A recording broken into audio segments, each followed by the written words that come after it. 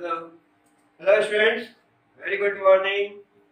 आज हम लोग पढ़ेंगे ड्रिफ्ट वेलोसिटी। ठीक है, ड्रिफ्ट वेलोसिटी। मान लिया अपन ने कोई कंडक्टर है, conductor having cross sectional area A. ठीक है, इसमें फ्री इलेक्ट्रॉन्स होंगे। फ्री इलेक्ट्रॉन्स इधर मूव कर रहा है, इस डायरेक्शन में कर रहा है, इस डायरेक्शन में कर रहा है ना, इस डायरेक्शन में भी कर रहा है फ्री इलेक्ट्रॉन्स मूव।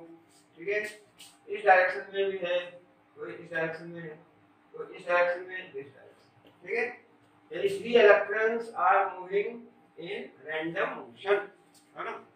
कोई कंडक्टर लिया हमने, कंडक्टर है, ठीक है, उसमें फ्री इलेक्ट्रॉन्स होते हैं, large number of free electrons, जो कि रिस्पांसिबल होता है करंट के लिए। बट यहाँ अगर हमने कंडक्टर को बैटरी से कनेक्ट नहीं किया है तो large number of free electrons हैं इसमें, है ना, and they are moving in random fashion. कोई फ्री इलेक्ट्रॉन इधर जा रहा है तो कोई नीचे जा रहा है, कोई इस डायरेक्शन में जा रहा है तो इस डायरेक्शन में जा रहा है ना। ये जो फ्री इलेक्ट्रॉन्स का मूवमेंट है ये स्पीड बहुत ज्यादा होती है, कितना 10 टू द पावर 5 मीटर पर सेकंड। इस स्पीड से ये फ्री इलेक्ट्रॉन्स मूव कर रहे हैं। ठीक है, but random fashion, random manner. कोई अपवर्ड इस डायरेक्शन में जा रहा है, कोई फ्री इलेक्ट्रॉन्स नीचे जा रहा है, कोई फ्री इलेक्ट्रॉन्स इस डायरेक्शन में जा रहा है, कोई इस डायरेक्शन में जा रहा है। ठीक है, तो इसकी जो एवरेज जो होगी, एवरेज वेलोसिटी, वो 0 होती है ना। ये मान लिया ये फ्री इलेक्ट्रॉन्स हैं और इसमें कितने n फ्री इलेक्ट्रॉन्स हैं। ठीक है, तो इसका जो एवरेज होगा, मान लिया फर्स्ट वन का है u1 वेलोसिटी, सेकंड वन का है u2 up to un। n जो फ्री इलेक्ट्रॉन्स हैं इसकी जो एवरेज निकलेगी, average velocity is and this must be 0। ठीक है, समझ आ रही बात। कोई कंडक्टर है जिसमें large number of free electrons होते हैं। यदि कॉपर की बात करें तो nearly 10 to the power 29 metre पर क्यूब, 1 मीटर क्यूब वॉल्यूम में 10 to the power 29 free electrons होंगे, है ना। तो कंडक्टर में large number of free electrons होते हैं, but in the absence of the electric field, वैसे ये जो फ्री इलेक्ट्रॉन्स हैं इनकी स्पीड काफी ज्यादा होती है, 10 टू द पावर 5 मीटर पर सेकंड। लेकिन क्योंकि ये रैंडमली मूव कर रहे हैं, कुछ इस डायरेक्शन में, कुछ इस डायरेक्शन, कुछ अपवर्ड, कुछ डाउनवर्ड, है ना, कुछ इधर जा रहा है, कुछ इधर जा रहा है, तो इनका जो एवरेज वेलोसिटी होगा वो 0 होगा, है ना। u1 मान लिया पहले इलेक्ट्रॉन का u1 है, वेलोसिटी दूसरे की u2 है, अब तो un ऐड कर दिया divided by total number of free electrons है, डिवाइड कर दिया, तो ये बराबर होगा 0। माइंड इट, एवरेज वेलोसिटी 0 होगी बट एवरेज स्पीड 0 नहीं होगा। एवरेज स्पीड 0 नहीं होगा क्योंकि हम जानते हैं वेलोसिटी वेक्टर क्वांटिटी है, तो डायरेक्शन को भी अपने को कंसीडर करना पड़ेगा, है ना। तो average velocity in the absence of electric field, जब इससे अपन ने सेल नहीं लगाया, बैटरी नहीं लगाई, तो एवरेज वेलोसिटी 0 होगी। कोई करंट नहीं मिलेगा, कंडक्टर लिया अपन ने, कोई वायर है, कॉपर आयरन जो भी हो, है ना, ये रखा हुआ है, फ्री इलेक्ट्रॉन्स आल्सो मूव कर रहे हैं रैंडम फैशन में, बट पर्टिकुलर डायरेक्शन में मूवमेंट 0 है, तो कोई करंट नहीं मिलेगा। ठीक है, करंट कब मिलेगा, जबकि पर्टिकुलर डायरेक्शन में फ्री इलेक्ट्रॉन्स मूव कर रहे हैं, है ना। अब यहाँ पर ने मान लिया कि चलो एक अपन ने लगा दिया सेल प्लस माइनस, राइट, ये सेल लगा दिया अपन, पोटेंशियल डिफरेंस भी है इसके अक्रॉस। ठीक है, तो अब जो है अब फ्री इलेक्ट्रॉन्स मूव करेंगे इन ए पर्टिकुलर डायरेक्शन। चलिए इस डायग्राम को मैं मिटा देता हूँ, है ना, और ये भी मिटा दिया अपन ने। वी ड्रॉ करते हैं अपन डायग्राम। ये बनाया अपन ने कंडक्टर और ये इसका क्रॉस सेक्शनल एरिया है, मान लिया क्रॉस सेक्शनल एरिया इसका ए है, एल लेंथ है, और इसका क्रॉस पोटेंशियल डिफरेंस अप्लाई किया। ठीक है, प्लस माइनस दो टर्मिनल लगा दिया। अब जो इलेक्ट्रिक फील्ड है, इलेक्ट्रिक फील्ड का डायरेक्शन ये होगा E, from positive to negative and, electric field का ये डायरेक्शन है। और अब जो फ्री इलेक्ट्रॉन है, जिसके अंदर फ्री इलेक्ट्रॉन मूव कर रहे थे, उस पर अब फोर्स लगेगा इस डायरेक्शन में, ये इधर जा रहे थे, थोड़ा इधर आएंगे, थोड़ा यूं होंगे, यानी सारे जो इलेक्ट्रॉन हैं वो कुछ इस डायरेक्शन में मूव करने वाले, है ना। तो after the application of electric field, जब अपन ने इलेक्ट्रिक फील्ड अप्लाई किया कंडक्टर के अक्रॉस, तो अब जो फ्री इलेक्ट्रॉन्स हैं वो इस डायरेक्शन में मूव करेंगे, in a direction opposite to the electric field. ये इधर जा रहा था, है ना, अब थोड़ा सा इधर होगा, फिर ऐसे हो जाएगा, इधर जा रहा है लाइक दैट। सारे फ्री इलेक्ट्रॉन्स एक पर्टिकुलर डायरेक्शन में मूव करेंगे। वो डायरेक्शन क्या होगा, वो इलेक्ट्रिक फील्ड के अपोजिट होगा। क्या होगा, क्योंकि इसमें जो फोर्स होता है, force F is equal to Q times electric field होता है ना। और यहाँ पर फ्री इलेक्ट्रॉन है, फ्री इलेक्ट्रॉन पर चार्ज है minus E, E electronic charge, minus negative sign electron का चार्ज, इलेक्ट्रिक फील्ड। तो force is equal to this, यानी जो फोर्स का डायरेक्शन होगा इलेक्ट्रिक फील्ड के अपोजिट डायरेक्शन होगा, minus of electric field. Electric field मैंने इस डायरेक्शन में लगा है, टुवर्ड्स राइट, तो फ्री इलेक्ट्रॉन पर जो फोर्स लगेगा इलेक्ट्रिक फील्ड के अपोजिट डायरेक्शन में, इस डायरेक्शन में लगेगा फोर्स, है ना। तो फ्री इलेक्ट्रॉन्स इस डायरेक्शन में मूव करेंगे, but under the influence of electric field. जब हमने फील्ड लगाया और जब फोर्स होगा तो एक्सेलरेशन होगा न्यूटन सेकंड लॉ से, F is equal to ma, then A acceleration is equal to force upon mass। ठीक है, न्यूटन सेकंड लॉ जानते हैं। Whenever there is force, there may or may not be acceleration। जब force लग रहा है तो एक्सेलरेशन हो भी सकता है और नहीं भी हो सकता, ठीक है। अपन इसको पुश कर रहे हैं, फोर्स लगा रहे हैं, मोशन में नहीं आ रहा, ठीक है। कोई हल्का ऑब्जेक्ट है, लाइटर ऑब्जेक्ट, उसमें फोर्स लगाया तो ये एक्सेलरेटेड हो जाएगा, है ना। तो whenever there is force, there may or may not be acceleration, but in this particular case acceleration होगा, इलेक्ट्रॉन का मास बहुत कम होता है, ठीक है। तो यहाँ एक्सेलरेटेड होगा, फोर्स अपॉन मास। फोर्स का वैल्यू रख दो, क्या है, माइनस ऑफ ई, एक इलेक्ट्रॉन पर फोर्स लगेगा, अपॉन m, ये फोर्स है, minus E upon mass, force upon mass, that is acceleration. तो minus E upon m, this much acceleration लगेगा, ठीक है। अब t टाइम में इसकी वेलोसिटी क्या होगी, अगर वेलोसिटी निकालेंगे तो टाइम से इसको मल्टीप्लाई करते हैं, ठीक है। तो यानी कहने का मतलब है कि whenever electric field is applied, जब ये अपन ने एक कंडक्टर लिया, ये क्रॉस सेक्शन एरिया दिखाने के लिए थोड़ा हमने इसको इलाज बना दिया, है ना, तो वायर है ये, ठीक है। अब जब इसको सेल से जोड़ दिया, इसके अक्रॉस अपन ने पोटेंशियल डिफरेंस मान लो सपोज V अप्लाई किया, बैटरी जोड़ दी, तो क्या होगा, इलेक्ट्रॉन फोर्स एक्सपीरियंस करेगा इस डायरेक्शन में। whenever there is force, कितना फोर्स एक्सपीरियंस करेगा इस electron, there is acceleration, this much acceleration। अब जो है इलेक्ट्रॉन वो एक्सेलरेटेड होगा। तो पहले यदि इसकी वेलोसिटी थी u1, तो अब मान लिया फर्स्ट वन की वेलोसिटी हो जाएगी v1, ठीक है, एक्सेलरेशन हो गया। और अपने को पता है कि v is equal to u plus a t होता है, ठीक है, equation of motion. In fact first equation of motion है ये, v is equal to u plus at। तो यहाँ से हम लिखेंगे v1, फर्स्ट इलेक्ट्रॉन, उसकी जो फाइनल वेलोसिटी है v1 बराबर होगी u1 प्लस उसको अपन लिख रहे हैं a, एक्सेलरेशन।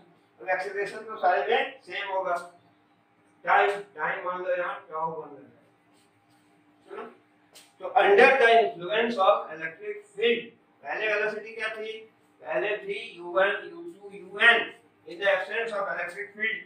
और ये भी हमने देखा था इसका जो एवरेज है u1 plus u2 plus un whole divided by n is equal to 0, ठीक है, ये अपन ने देख लिया था पहले। इन the absence of electric field, u1 क्या है, velocity of one electron in the absence of field.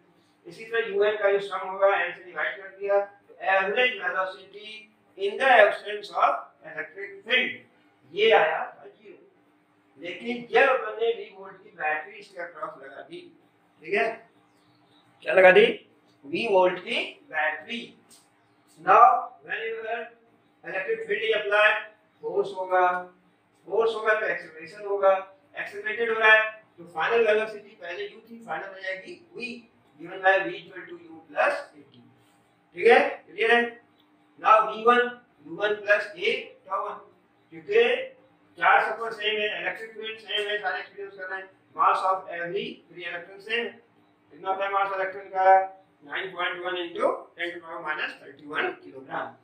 तो ये अपन ने रख दिया। Similarly one can write v2 is equal to u2 plus a tau 2। इसी तरह अपन vn के लिए लिख सकते हैं vn is equal to n के लिए nth टर्म ये un हो जाएगा, ठीक है, plus a tau n, clear. v equal to u plus at। जब अपन ने फील्ड अप्लाई किया तो फोर्स एक्सपीरियंस करेगा, एक्सेलरेशन होगा तो final velocity is given by v equal to u plus at, Newton's equation of motion, first equation. तो v1 equal to this one, v2 equal to this one, vn equal to this one, v equal to u plus at, first one का, second one का, nth का, ठीक है। अब इसका अपन average निकालेंगे। तो काज अपन पढ़ क्या रहे हैं, ड्रिफ्ट वेलोसिटी और स्पीड। तो drift velocity is defined as, कल मैंने बताया था, average velocity of all free electrons under the action of electric field. Drift velocity क्या है, एवरेज वेलोसिटी है सारे फ्री इलेक्ट्रॉन्स की एवरेज वेलोसिटी, कब, in the presence of electric field, ठीक है। अब इसकी एवरेज अपने को निकालना है, ये मैं निकाल दे रहा हूं, है ना। अब अपने को एवरेज निकालना है, average v1 v2 v3 vn, तो वो जो एवरेज है वो देगा ड्रिफ्ट वेलोसिटी फ्रॉम डेफिनेशन, ये होगा। तो drift velocity is equal to average of this हो जाएगा, that is v1 plus v2 plus vn whole divided by n, ये हो जाएगा ड्रिफ्ट वेलोसिटी।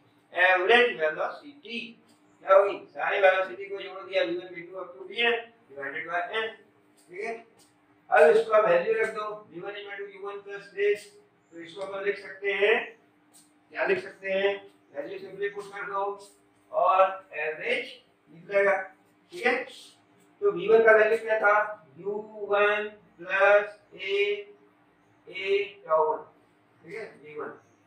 फिर v2 कितना था, u plus a t, up to un plus a tau n, okay, this much, v1 v2 vn whole divided by n, whole divided by n, ठीक है। मतलब v1 का वैल्यू रख दे u plus at इस ढंग से अपन ने nth टर्म को whole divided by n। अब थोड़ा अपन रीअरेंज कर देते हैं, u1 plus u2 plus un को एक साथ रख देते हैं, u1 plus u2 up to un whole divided by n, ये हो गया, प्लस a, सेकंड टर्म में एक्सेलरेशन कॉमन ले लेते हैं, सेकंड टर्म में एक्सेलरेशन कॉमन ले लेते हैं a, तो क्या बचेगा, tau 1 tau 2 up to tau n whole divided by n, u1 plus u2 up to un divided by n, और ये हो गया a common tau 1 tau 2 divided by n, clear. Now ये अपन देख चुके हैं, u1 plus u2 plus un by n this much is equal to 0, क्योंकि ये क्या है, ये है average velocity in the absence of electric field, ये 0 था, तो बच गया अपने पास ये टर्म a tau, इसको tau लिख दे, tau 1 tau 2 tau n upon n is equal to tau। यहाँ tau क्या कहलाता है, relaxation time, relaxation time, relaxation time. It is the average time between two successive collision. जब इसके अंदर इलेक्ट्रॉन पास हो रहा है ना, इलेक्ट्रॉन भी इधर जाएंगे कोलाइड कर रहे हैं एक दूसरे से, वन फ्री इलेक्ट्रॉन दूसरे के साथ, ये जो एटम्स हैं उसके साथ इलेक्ट्रॉन टकराएंगे, है ना, आपस में भी टकराएंगे और एटम के साथ भी टकराएंगे, ठीक है। तो क्या होगा इस केस में, यानी कोई है इससे टकराया, फिर इसमें टकराया, फिर पाथ इधर हो गया, फिर इससे टकराया, तो average time between two successive collision, average time between two successive collision is called relaxation time, और it is the time during which the electron relaxes, ठीक है। तो एवरेज टाइम, जैसे दो कॉलिजन के बीच का जो डिस्टेंस है उसको बोलते हैं क्या, mean free path, mean free path, ये तो फ्री पाथ हो गया, फ्री पाथ सारे का एवरेज निकालेंगे तो मीन फ्री पाथ, ठीक है, लैम्डा। तो रिलैक्सेशन टाइम क्या है, टू सक्सेसिव कॉलिजन, के बीच का time, average time between two successive collision, tau relaxation time. ठीक है, इसको ये टाउ लिख दिया आपने, इज इक्वल टू, ए का वैल्यू रख दो, क्या निकाला था हमने, force minus E upon M, a का एक्सेलरेशन इनटू टाउ। तो this is the expression for drift velocity. ठीक है, तो ये था सिंपल डेरिवेशन ड्रिफ्ट वेलोसिटी का, है ना। अब अगर अपन रिजल्ट लिखें तो ये रिजल्ट निकला अपना कि drift velocity is given bye vd is equal to minus h of minus e upon m into tau। यानी drift velocity vd is equal to minus e upon m into tau। ये expression हो गया drift velocity का। Drift velocity vd equal to minus e force upon mass acceleration into time. यहाँ tau कहलाता है relaxation time. ठीक है, average time between two successive collision, है ना। तो यहाँ से देखिए ड्रिफ्ट वेलोसिटी है, वेक्टर क्वांटिटी है, इसका डायरेक्शन क्या होगा, नेगेटिव ऑफ इलेक्ट्रिक फील्ड। यहाँ हमने इलेक्ट्रिक फील्ड का डायरेक्शन निर्देश प्लस से माइनस। तो ड्रिफ्ट वेलोसिटी, इलेक्ट्रॉन जो ड्रिफ्ट करेगा उसका डायरेक्शन क्या है, इसके अपोजिट, इलेक्ट्रिक फील्ड के opposite, it is minus of E. यानी जो इलेक्ट्रॉन ड्रिफ्ट कर रहा है उसका जो डायरेक्शन होगा इलेक्ट्रिक फील्ड के अपोजिट होगा, है ना। अगर ड्रिफ्ट वेलोसिटी होता है 10 to power minus 3 metre second के ऑर्डर। ठीक है, मैंने पहले क्या कहा, जो फ्री इलेक्ट्रॉन्स है इन the absence of electric field वो स्पीड बहुत ज्यादा होता है 10 टू पावर 5 मीटर पर सेकंड, लेकिन ड्रिफ्ट स्पीड का वैल्यू बहुत कम होता है। तो drift velocity is given by this, है ना। और ये जो मोशन है ये इलेक्ट्रिक करंट इंस्टिट्यूट करता है। Drift velocity is given by this formula, vd equal to minus e by m into tau। अगर इन मैग्नीट्यूड लिखें अपन तो अपन लिख सकते हैं vd is equal to minus of, एक मैग्नीट्यूड लिखना है e upon m into tau। ठीक है, और e ये कंडक्टर का लेंथ, ये अगर लेंथ अपन मान लें, ये लेंथ जो है वो टोटल l लेंथ है। ठीक है, तो E इज इक्वल टू क्या लिख सकते हैं, V upon L, E equal to V upon L, M यहाँ था ही, VD is equal to this. ठीक है, इन magnitude VD equal to E by M into tau। ठीक है, E electric field E is equal to V by L, ये अपन ने यूज किया, E equal to V by L। तो ये E को लिखा, E को लिखा V अपॉन L, है ना। इस पर कुछ कंसेप्चुअल प्रॉब्लम बन सकते हैं। VD is directly proportional to V, VD is inversely proportional to L। ठीक है, ये क्या कह रहा है, ये कह रहा है कि drift velocity directly proportional to potential difference, potential difference ज्यादा होगा तो ड्रिफ्ट वेलोसिटी भी ज्यादा होगी। अगर इसको 2 टाइम बढ़ा दिया तो ड्रिफ्ट वेलोसिटी भी 2 टाइम्स बढ़ जाएगी। And inversely proportional to L, length अगर मान लो ट्रिपल कर दिया इसका तो ड्रिफ्ट वेलोसिटी 1/3 हो जाएगी, है ना। Because drift velocity is inversely proportional to length, है ना। और ये तो इलेक्ट्रॉनिक चार्ज है constant, mass of each electron है ये भी कांस्टेंट है। और टाउ पर भी डिपेंड करता है, tau relaxation time, relaxation time क्या है, अगर टेंपरेचर बढ़ेगा, अगर टेंपरेचर बढ़ा दिया अपन ने तो मोर फ्रीक्वेंट कॉलिजन हो जाएगा, तो average time between successive collision decrease होगा, तो उस केस में ड्रिफ्ट वेलोसिटी डिक्रीज होगी, है ना। तो ये सारे कंसेप्चुअल क्वेश्चन कुछ इसको भी बनते हैं। और उसके बाद अपन एक सिंपल डेरिवेशन करते हैं, that is the relation between current and drift velocity.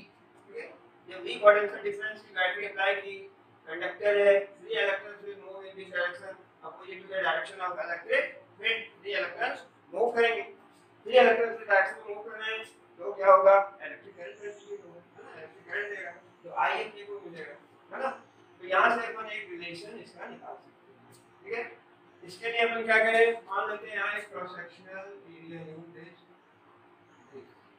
ठीक है, और इसके बीच का जो डिस्टेंस है ये मान लिया अपन ने dx, ये dx डिस्टेंस मान लिया dx, ठीक है। तो ये जो स्पेस इसमें कितने टोटल, क्योंकि करंट क्या होगा I is equal to total charge upon time. Charge क्या होता है I equal to q by t, और सिंपली अपन ने क्या लिखा था dq by dt, I equal to dq upon dt current, ठीक है। मतलब वेरी बिगिनिंग शुरू में डेफिनेशन में देखा था ना इलेक्ट्रिक करंट क्या है I equal to dq by dt, ठीक है। मान लो इक्वेशन 1 ना अपने को dq और dt का वैल्यू निकालना है, इसमें है ना, इनफैक्ट dq का निकालना है। dq क्या है charge, charge in this length dx length के अंदर कितना चार्ज है, इसलिए नया टर्म अपन मानते हैं n। n क्या है number density, n is called number density, number of free electrons per unit volume, number of free electrons per unit volume, ये मान लिया अपन n is the number density. Then इस लेंथ के अंदर कितना चार्ज होगा, चार्ज और dq निकालना है, कितने होंगे इसके अंदर, पहले चार्ज नंबर निकालना है। तो n is the number density, number of free electrons, number of free electrons per unit volume, ये number of free electrons per unit volume है। और इस रीजन में अपन निकालना चाहते हैं कितने नंबर होंगे पर यूनिट वॉल्यूम, वॉल्यूम से मल्टीप्लाई कर दो, इसका वॉल्यूम हो गया dx length into area, area cross section a dx, ये हो गया नंबर, कितने फ्री इलेक्ट्रॉन्स है इस dx लेंथ में, it is n into volume, ये था number of free electrons per unit volume, इसको वॉल्यूम से मल्टीप्लाई कर दिया, टोटल नंबर निकल गया। और एक इलेक्ट्रॉन पर चार्ज होता है e, तो इसको e से मल्टीप्लाई कर दिया, तो ये निकल गया dq, क्लियर। इसके अंदर कितने चार्ज है, n नंबर डेंसिटी हो, number of free electrons per unit volume, तो n को मल्टीप्लाई कर दिया वॉल्यूम से dx लेंथ इनटू एरिया, और एक पर चार्ज e है, e से मल्टीप्लाई कर दिया, ठीक है। ये निकल गया टोटल चार्ज। नाउ इसको वैल्यू पुट कर देंगे from equation 1 we have I is equal to क्या होगा dq by dt, dq by value रख दिया कि n a e dx upon dt, ठीक है, n e a dx upon dt, ठीक है। And what is dx by dt, what is dx by dt, dx upon dt इस length में, इस इंटरवल लेंथ यहाँ, ठीक है, इतना टाइम में dx लेंथ है, dt क्या है टाइम लेंथ, यहाँ से यहाँ तक फ्री इलेक्ट्रॉन को आने में dt टाइम लगा, dx लेंथ कवर कर दो, ये जो ड्रिफ्ट वेलोसिटी है। Then I is equal to n e a, और ये क्या है ड्रिफ्ट वेलोसिटी है vd, तो I is equal to n e a vd, ये n है दिख रहा है ना, n e a vd current and drift velocity के बीच का relation, that is I is directly proportional to drift velocity, ठीक है। तो ये एक सिंपल सा एक डेरिवेशन किया हमने, इसमें करंट एंड ड्रिफ्ट वेलोसिटी के बीच रिलेशन डिराइव किया, I equal to n e a v d, memorise भी हो जाना चाहिए, धीरे धीरे हो जाएगा, I is directly proportional to drift velocity, ठीक है। हालांकि एक बात और है, ड्रिफ्ट वेलोसिटी बहुत स्मॉल होती है, 10 to the power minus 3 metre पर सेकंड, मीटर पर सेकंड, है ना। ऐसा क्यों है, जैसे हम स्विच ऑन करते हैं, ये ऐसे फैन मैंने अभी ऑफ कर दिया, थोड़ी गर्मी लगने देते हैं, है ना, तो क्या होगा, जैसे स्विच ऑफ किया फैन बंद, जैसे स्विच ऑन करेंगे फैन चलने लगेगा, जैसे अपन ने स्विच ऑन किया ट्यूबलाइट जल गई, बल्ब जल गई, है ना। तो ऐसा क्यों होता है, ड्रिफ्ट स्पीड तो बहुत कम है, मिलीमीटर पर सेकंड, दैट वाज -3 मीटर पर सेकंड, लेकिन as soon as we switch on the button, electric fan या बल्ब या ट्यूबलाइट जलने लगती है, क्यों, क्योंकि वहाँ फील्ड एग्जिस्ट करता है, जैसे पाइप के अंदर पानी है, पानी भरा हुआ है, अब अगर ऐसे पानी आया तो आगे वाले एंड से पानी निकलने लगेगा, ठीक है। तो अगर ड्रिफ्ट स्पीड बहुत कम होता है लेकिन फिर भी ये लार्ज करंट देता है। तो आज अपन ने डिराइव किया ये formula I equal to NA VD। Simply board वगैरह में ऐसे क्वेश्चन आते हैं, derive the relation between electric current and drift velocity, ठीक है। तो ये अपने को डिराइव करना है। इसमें एक हेड टेस्ट भी होता है कि whether in the presence or absence of electric field the path of free electrons will be curved or straight। समझ में आया क्वेश्चन? नहीं आया। यानी ये कहता है कि इलेक्ट्रिक फील्ड के प्रेजेंस में पाथ फ्री इलेक्ट्रॉन्स का कैसा होगा और इलेक्ट्रिक फील्ड के एब्सेंस में कैसा होगा, ठीक है। तो सोचो और सोच लिया तो अपने आप को बताओ ये है आंसर, है ना। और चैट करो, ठीक है। देखता हूँ इन the presence of electric field, सोचना जब फील्ड अपन ने अप्लाई किया, इलेक्ट्रिक फील्ड अप्लाई किया तो फ्री इलेक्ट्रॉन फोर्स एक्सपीरियंस करेंगे और पर्टिकुलर डायरेक्शन में जाएंगे, ठीक है। तो जब फील्ड अप्लाई किया तो जो इलेक्ट्रॉन मान लो इधर जा रहा था, अब वो थोड़ा ऐसा होगा, फिर थोड़ा ऐसा होगा, फिर ऐसा होगा। कुछ माना जब अपन ने इलेक्ट्रिक फील्ड अप्लाई किया, पहले इलेक्ट्रॉन मान लो इधर जा रहा था, इस डायरेक्शन में अपन ने फील्ड अप्लाई किया कि ये डायरेक्शन इलेक्ट्रिक फील्ड का, ठीक है। अब इसमें फोर्स लगेगा अपोजिट डायरेक्शन में, इस डायरेक्शन में। अब ये थोड़ा ऐसा होगा, फिर ऐसा होगा, फिर कुछ ऐसा होगा, फिर कुछ ऐसा होगा, है ना। तो ये क्या होगा, ये लगभग स्ट्रेट हो गया। तो पहले पाथ था इधर, फिर इधर, फिर इधर, तो पाथ कैसा हो गया, कर्व। तो इलेक्ट्रिक फील्ड के प्रेजेंस में पाथ कर्व होगा। And in the absence of electric field, जब हमने इलेक्ट्रिक फील्ड नहीं लगाया, इलेक्ट्रिक फील्ड अप्लाई नहीं किया था, तो क्या था, रैंडम मोशन में, रैंडम फैशन में, रैंडम स्टाइल में मूव कर रहे थे, रैंडम मैनर में। कुछ इधर जा रहा है, इधर जा रहा है, इधर जा रहा है, जो इधर जा रहा है इधर ही जा रहा है, इधर जा रहा है इधर ही जा रहा है, इधर जा रहा है इधर जा रहा है, इधर जा रहा है, ठीक है। क्यों? कोई रोकने वाला नहीं, जा रही है। तुम भी घर में जा रहे हो, इधर जा रहे हो, इधर भाग रहे हो, है ना, ठीक है। और स्कूल में नवोदय में आओगे तो क्या होगा, उधर जा रही है, किधर जा रही है, इधर आ जा, सुपरवाइज क्लास होगी, है ना। तो कहने का ये मतलब है कि इन the absence of electric field path will be straight line, इधर जा रही है, है ना। और जब इलेक्ट्रिक फील्ड अप्लाई किया, इन the presence of electric field, अब पाथ कर्व हो जाएगा, ठीक है। ये सिंपल टेल आते हैं इसमें। तो ये अपन ने भी रिलेशन डिराइव किया between what, electric current and drift velocity. यहां से और देख लेते हैं, I is equal to M E A V D। now मैंने J को डिफाइन किया था, current density I upon A, I upon A, and I upon A कर देंगे तो आ जाएगा N E V D, that is J is equal to this। ये vector quantity है, ये वेक्टर है ना। I equal to N E A V T derive किया, I upon A that is current density, ठीक है। तो I upon A कर दिया तो N E V D बच गया, N E V D that is current density is directly proportional to drift velocity, ये भी डायरेक्टली प्रोपोर्शनल, ठीक है। drift velocity के डायरेक्टली प्रोपोर्शनल है ना।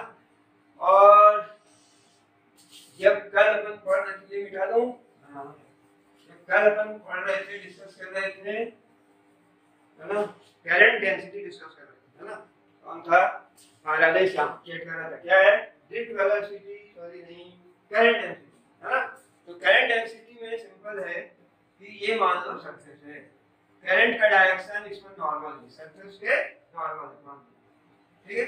और एरिया वेक्टर लेना है, एरिया वेक्टर, एरिया इसमें नॉर्मल होता है, एरिया वेक्टर यानी इसका मैग्नीट्यूड एरिया के बराबर होगा, डायरेक्शन आउटवर्ड नॉर्मल, ठीक है। तो एरिया वेक्टर मान ले इस केस में सेम, ये एरिया का डायरेक्शन, ठीक है। तो अब जो करंट डेंसिटी होता है J I अपॉन A, ये A क्या होना चाहिए, क्रॉस सेक्शनल एरिया, मैंने लिख दिया था डेफिनेशन में, cross sectional area in the direction of current, ठीक है। Cross sectional area in the direction of current, इसको समझाने के लिए मैंने ये कहा यहाँ तो सेम है, तो J इक्वल टू दिस। अगर सेम नहीं है ना, मान लो कि ऐसा डायरेक्शन हो रहा है यूं, ठीक है, यानी इस पर जो नॉर्मल है, इस पर जो नॉर्मल है, ये मान लो कि यार कैसा है, ऐसा, ठीक है। तो करंट का डायरेक्शन तो यूं है, यूं करंट पास होती है, but outward on normal, normal अब क्या होगा, पर परपेंडिकुलर होगा। तो ये परपेंडिकुलर इस पर हमने ड्रॉ किया। ये एरिया वेक्टर है और ये करंट का डायरेक्शन है, दोनों के बीच एंगल मान लिया थीटा है। आया समझ में?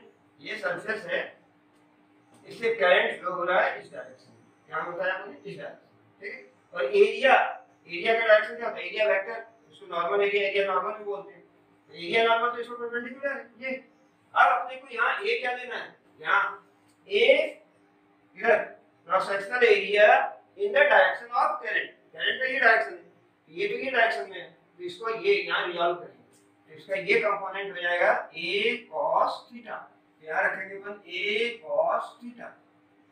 आया समझ में, है ना।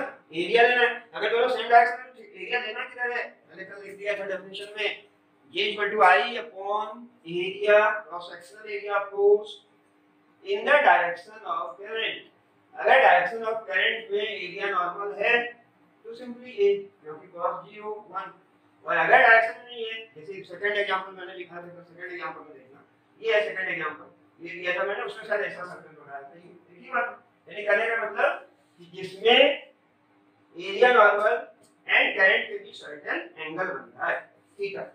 तो अब एरिया कौन सा होगा, area in the direction of electric, ये यानी a cos थीटा, ठीक है।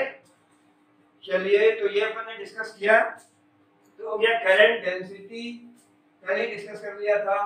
आज अपन ने फार्मूला डिराइव किया ड्रिफ्ट वेलोसिटी और ड्रिफ्ट स्पीड के लिए, v e/m × tau। क्या डिराइव किया, v drift velocity minus e/m × tau, right? Tau is relaxation time, drift velocity, force upon mass, acceleration into time, that is velocity, and relation between electric current and drift velocity, I equal to NEAVD, ये derive किया। then current density भी यहाँ से हो जाएगा, J equal to NEVD, J equal to NEVD, I equal to NEAVD, A इधर आ गया, I by J, J equal to NEVD, ठीक है। कल भी एक एग्जांपल दिया था, वेरिंग क्रॉस सेक्शनल एरिया हो तो यहाँ क्रॉस सेक्शनल एरिया वायर का यूं बढ़ता जा रहा है, ये एग्जांपल दिया, यहाँ और ज्यादा हो गया, नहीं ये एग्जांपल कर दिया था। मान लिया इसका एरिया A1 है, इसका है A2, इसका है A3, ठीक है, ये क्रॉस सेक्शनल एरिया है। तो अगर कोई करंट I फ्लो हो रहा है, क्या समझ का क्वेश्चन यहाँ से बनता है कि अगर करंट I फ्लो हो रहा है तो I का वैल्यू क्या होगा, है ना, करंट डेंसिटी का वैल्यू एंड करंट क्या ड्रिफ्ट वेलोसिटी। तो ड्रिफ्ट वेलोसिटी यहाँ पे तो नहीं, क्या क्या करंट डेंसिटी, करंट डेंसिटी यहाँ ड्रिफ्ट वेलोसिटी बता सकते हैं, ठीक है। तो ये क्या होगा, क्योंकि what is this, current density, तो current density and drift velocity के बीच रिलेशन है, तो अपन ये तीनों के बारे में बता सकते हैं, ठीक है। सोचो, स्ट्राइक करें दिमाग में आइडिया, तो क्या होगा, करंट तो सेम होगा, जो करंट इसमें होगा इसमें होगा इसमें होगा, है ना। कल भी अपन ने बताया था that I1 is equal to I2 equal to I3, तो ये इसको मिटा देते हैं, है ना। करंट क्या होगा, I1 is equal to I2 is equal to I3, current का यहाँ तक सवाल है, इससे जाने वाले करंट I1 का, इससे I2 I3, ये तीनों बराबर होंगे और बराबर किसके होंगे, I के, सेम करंट फ्लो होगा। क्यों होगा भाई, क्योंकि करंट है rate of flow of charge, जितना चार्ज इस क्रॉस सेक्शनल एरिया में आ रहा है उतना निकल रहा है, कितना, ठीक है। तो according to conservation of charge, जितना चार्ज आ रहा है उतना निकल रहा है, ठीक है। तो करंट तो सेम होगा।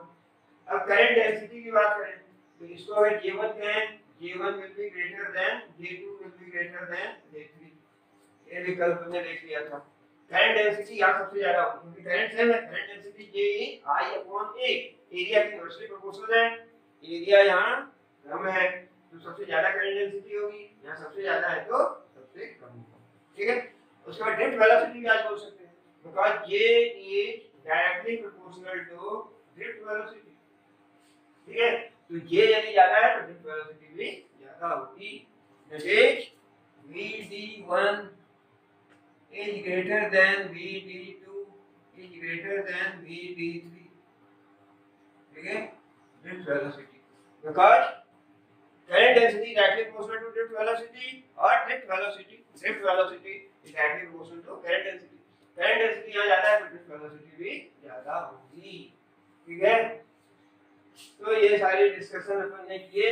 आज क्या क्या किए, तो ड्रिफ्ट वेलोसिटी देखा अपन ने, एंड इसके लिए एक्सप्रेशन डिराइव किया, ड्रिफ्ट स्पीड के लिए एक्सप्रेशन डिराइव किया, ड्रिफ्ट वेलोसिटी के लिए v equal to this much, relation between electric current and drift velocity and current density and drift velocity, ठीक है।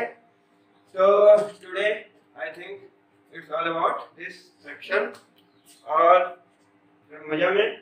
चलो, thank you, good day, see you.